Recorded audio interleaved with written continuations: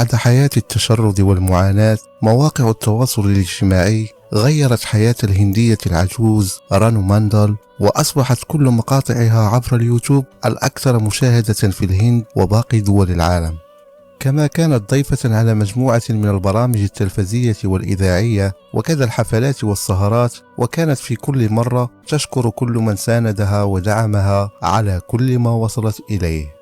العروض أصبحت تنهال بشكل كبير على رانو ماندل، على أبرزها أغنية تيري ميري كهاني، والتي شاركت الغناء إلى جانب أكبر داعم لها وهو نجم بوليود هيمش ريشاميا. الأغنية تم تسجيلها وعرضها، وكان أداء رانو ماندل رائعا جدا.